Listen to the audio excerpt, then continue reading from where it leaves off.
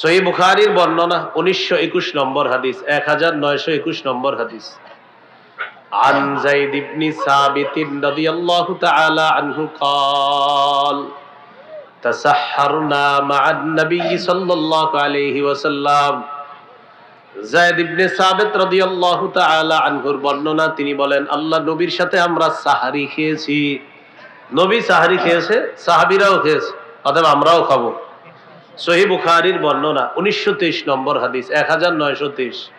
قال رسول الله صلى الله عليه وسلم تسحروا فإن في السحور بركة। নবীজি বলেন তোমরা সাহরি খাও, সাহরির মধ্যে ভরপুর বরকত আছে। সাহরি খাবো কেন? বরকতের জন্য। সাহাবীদেরকে নবী বলেছেন হালুম্মু ইলাল গাদাইল মুবারাক, আসো আসো তোমরা বরকতপূর্ণ খাদ্যে অংশগ্রহণ করো। এই জন্য আমরা সাহরি খাবো ইনশাআল্লাহ। ইন্নাল্লাহা ওয়া মালাইকাতাহু ইউসাল্লুনা আলাল মুতাসাহহিরিন। যারা সাহরি খায় তাদের উপর আল্লাহ তাআলা রহমত নাজিল করেন, আর ফেরেশতারা বলে আল্লাহ যে সাহরি খায় তাকে মাফ করেন, তাকে মাফ করেন, তাকে মাফ করেন। না, এই জন্য আপনি না খায়া বলবেন যে হুজুর আমি না খাইছি, না খায়া দেখেন আমি দেখাই দিছি রোজা করে, এরকম কি করা যাবে?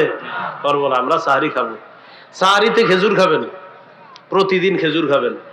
قال رسول الله صلى الله عليه وسلم نعم سحور المؤمن التم।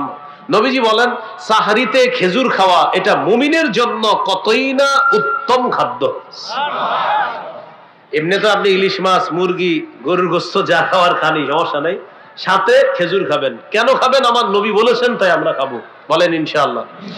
খেজুর শুধু যে সাহরির সময় খাবেন এমন না, 12 মাস খেজুর খাওয়ার চেষ্টা করবেন। এই আগামীকাল সকালেও খাবেন। 60টা খেজুর যদি প্রতিদিন সকালে খান, আর যদি আজওয়া হয় 60টা, লাম ইয়াদুররুহু সুম্মুন, বিষও আপনার কোনো ক্ষতি করতে পারবে না।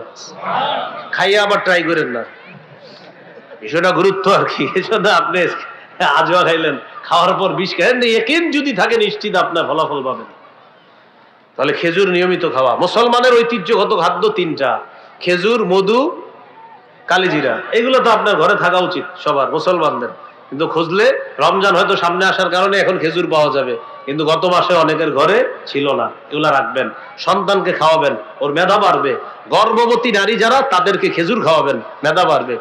মারিয়ামের পেটে যখন ঈসা নবী আসলেন, ঈসা আলাইহিস সালামের আম্মার খাদ্য কি হবে?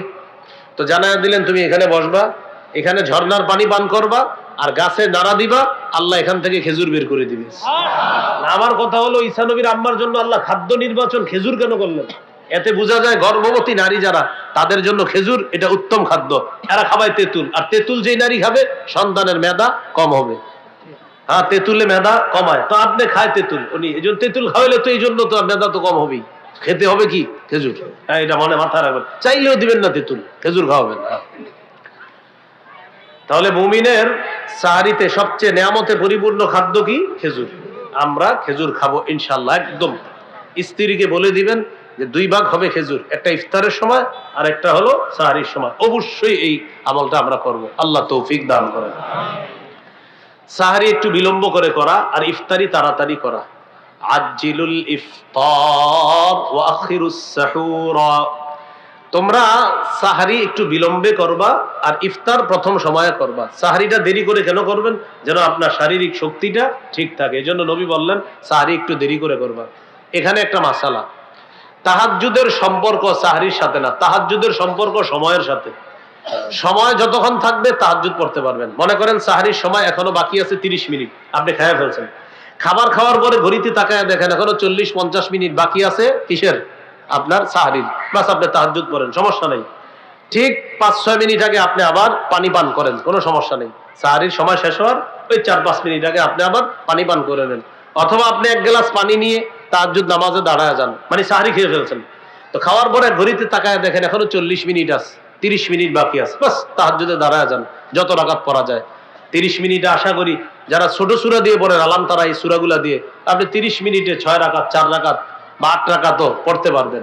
40 মিনিট যদি হয় সুন্দরভাবে আপনি পড়তে পারবেন। আর মূল ইয়াসিন এই সূরাগুলা যারা পারেন এগুলা দিয়ে ইনশাআল্লাহ আশা করি পড়তে পারবেন। তাহলে বলেন তো তাহাজ্জুদের সম্পর্ক কি খাদ্যের সাথে না সময়ের সাথে? সেটা আপনি তাহাজ্জুদটা সাহরি খাওয়ার আগেও পড়তে পারবেন, আবার সাহরি খাইছেন খাওয়ার পর দেখলেন সময় আছে আপনি পড়তে পারবেন। আল্লাহ আমাদের সকলকে কথাগুলা গুরুত্ব সহকারে মনে রেখে আমল করার তৌফিক দান করেন।